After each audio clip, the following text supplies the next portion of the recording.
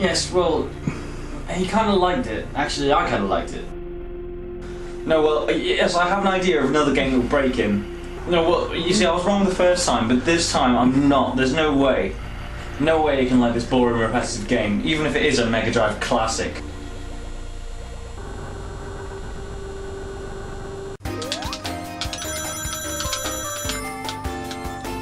You! What the hell, man? You made me die! No, I haven't made you die yet, but you'll wish you had when you review this game. But I know I like that game.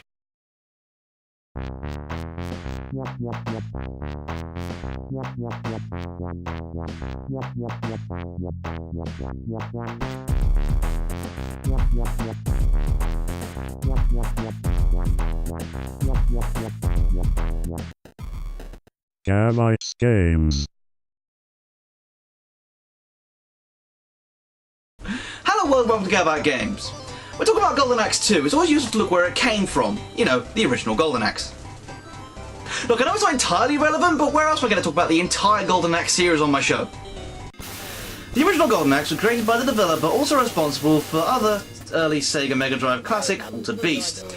He created this game to reflect his love of the swords and sorcery movies around at that time. Most prominently, the Arnie movie, Conan the Barbarian, as is reflected in the game's design. And to be fair to him, if there's any movie that could easily be turned into a video game, it's the late 80s, early 90s swords and sorcery movies.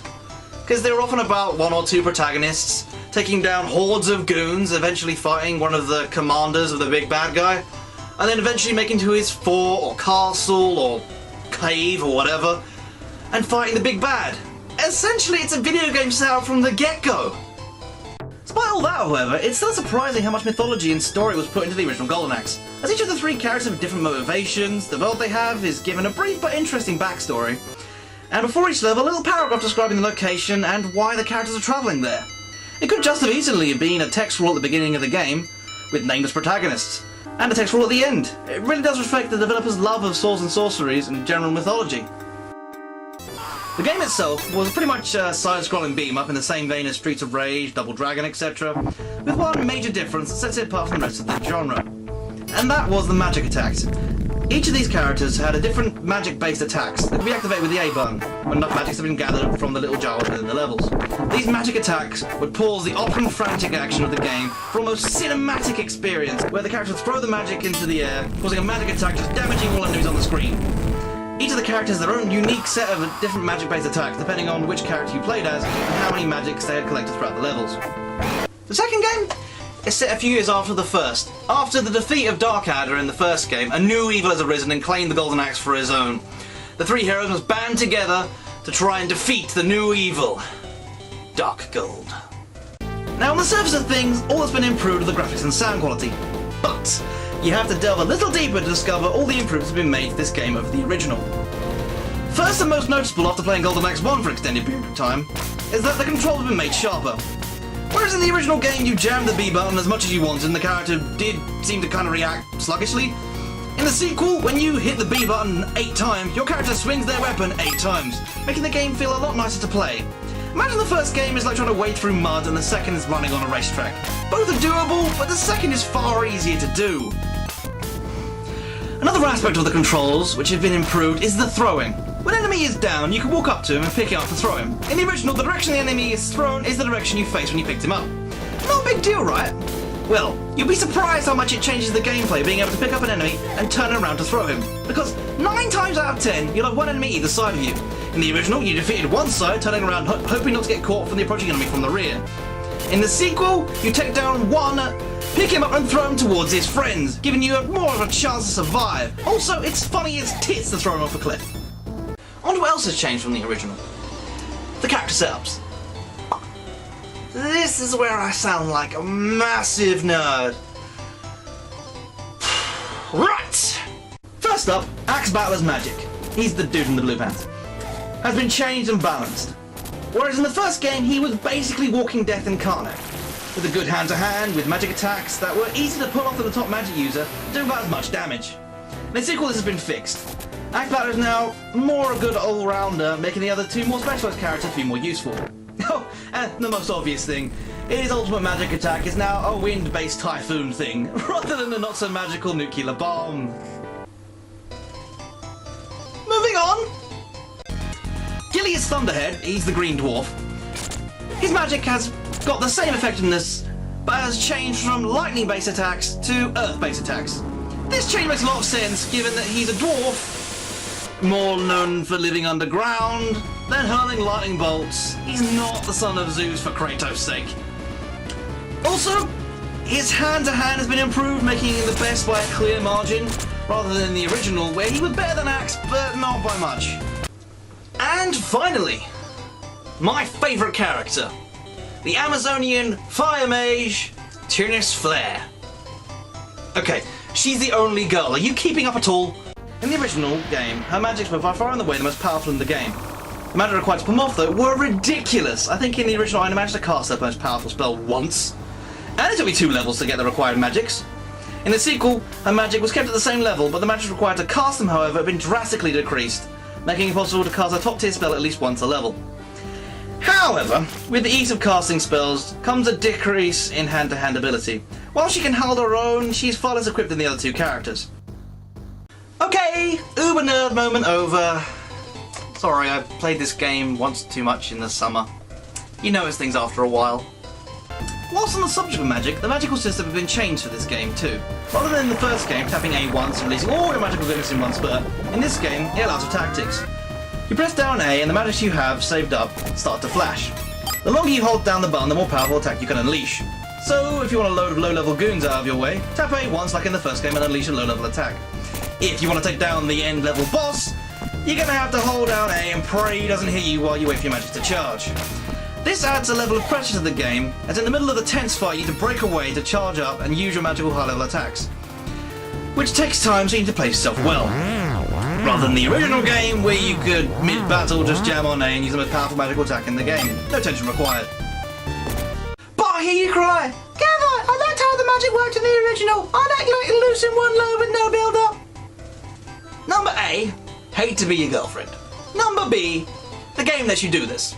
Yes, in the settings, along with you being able to set the difficulty between manly all the way down to pussy, you can also set the magic to work prematurely just like in the first game. This does seem to mean you come across less magical jars to steal from, but I think the idea behind this is that you'll be using less magic as you'll be saving for the bosses, not wasting high-level magic on low-level goons. On to the story of the game. Given the amount of praise I gave the original story, let's check this one out and see how it compares. First, off the bat, in the original, each of the characters were given reasons why they're out to kill Darkadder. Okay, it boiled down to he killed one of their loved ones, but still, it's a backstory. This time around, no such luck. We're given no backstory, only they decided to once again band together to defeat the evil of the land. Other than that, it does have the same story thing between each level, just like the original, in about the same amount of detail. It is missing the kind of cool map thing which was in the original, which is all doodled over towards the end, which kind of made me giggle. And as everyone's aware, this has multiplayer, so now you're gonna force me to play the multiplayer. There is a multiplayer!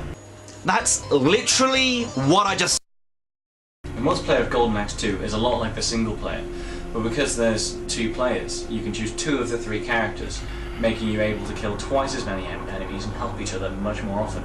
Because of there being 2 of the 3 characters on screen at any time, this allows you to do tactics that aren't in the single player. As in the single player, most people usually go for Axe Battler, which is the average choice for most players, because he is good at hand-to-hand and magic in, I would say, pretty much equal regard. Whereas in the 2-player, you can take advantage of tactics that are unavailable in the single player, making combinations of these characters. Not just Axe Battler, obviously, but you can take advantage of Gilius Thunderhead, who is much better at hand-to-hand than Axe Battler, and Tyrnis Flare, who is much better at magic than Axe Battler. Because of the variation of these 3 types, the combinations of 2 characters allows you to be heavy on the magic or heavy on the hand-to-hand. Or you can go for both extremes and allow yourself not to be limited by the all-rounder Axe Battler. Although, if you have a preference and are used to him, it might be better. The multiplayer also amps up the game's atmosphere, as whilst you're playing it, you and your friend shall be in communication constantly, trying to lose as little life as possible, take out as many enemies as possible. This adds to the tension, as by the time you reach the final boss, it's more than likely that your ally will have died, or you will have died. And whoever has died will be cheering the other one on like no end, because they feel that if they kill the final boss, everybody wins. The scoring system between each level, whilst being impossible to understand, does at least give you some bragging rights. It's like, I scored this, you scored that. It has no effect on how you actually fought or how well you've helped your friend, but meh, you can go, ha, I did better than you. This insane scoring system allows for a lot of replayability, because the two players will be insistent on trying to find out how the bloody score system works. Another section to the game is the multiplayer extra called The Duel. In The Duel, there is no storyline, but more of a beat-em-up tournament, and you go up against harder and harder enemies instead of the storyline. There is, however, no versus mode for the players, which would have been nice for this brilliant side story to include, beating the shit out of your best mate. Although, you could consider that in the storyline mode and the duel, you can accidentally hit each other and cause damage. So, you could say that they have included versus mode. In a way. I just realised this game's actually pretty good. Why the hell did I... Yeah, I'm not really too sure. Oh, shit. As you know, I can't criticise myself, and neither can my captor apparently. So it's time to summon the Nitpick Demon. I am the Nitpick Demon. I am a Conan the Barbarian ripoff, which is a basic beat 'em up. Oh wait, that's the game. No. I am the Nitpick Demon. I am a quadromorphic entity from the veils of sense and making. What do you want? Golden Axe 2? Fine, I was in the middle of torturing Michael Jackson by showing him pictures of naked, grown women. It was horrific. Have you seen Clockwork Orange? It was like that. Did I mention there were old hobos beating him off? This game is almost exactly like the first game. They just stuck with the formula from it. And you know what that makes them? Lazy. There are no new characters to play with, it's just the same game again. In the sequels of Streets of Rage, Sonic, and other Megadrive launch titles, you always got to play with different characters. With this, it's the same three numbskulls, again from the first game. Another problem is that they really phoned it in on the enemy creation. You have the Clubman, the Wolverine, lizard people, the Moose, the Skeletons, the Jawas, and the Headless Knights. And their extended family of brown, purple, gold, and red cousins. What's that? Palette swap? You are fighting the same enemies throughout. You threw Stargate under a bus for doing the exact same thing. I smell hypocrisy. Oh, no, wait, that's Whitney Houston's corpse. In the multiplayer co-op in which your blue waffle-like friend reviewed, seriously, please get a new camera and turn off your cheap imitation background noise, you clod. What? Each of the players share one screen. What if you want to go back and your friend wants to go forward? Tough shit. You go forward. What if your friend collects all the magic and health the Jawas splurge out when you whack them over the head? Once again, too bad. You don't have any magic or health. Another problem with the multiplayer is when your friend uses up all the continues, seeing as we have established he being such a twat of a human being. So, when you die struggling against multiple hordes of enemies because your friend has died an innumerable amount of times and using up all the continues, game over. Game over, man. because you have to share your continues. A further problem with the multiplayer is if your spunk ball of a friend decides to attack you before the Wolverine purple cousins do, or at any time for that matter, your health and lives are very easily removed. What's the point? This wouldn't be such a problem if it wasn't so easy to misjudge an attack while trying to double team a lizard. You'd be surprised how often that sentence comes up in my conversations.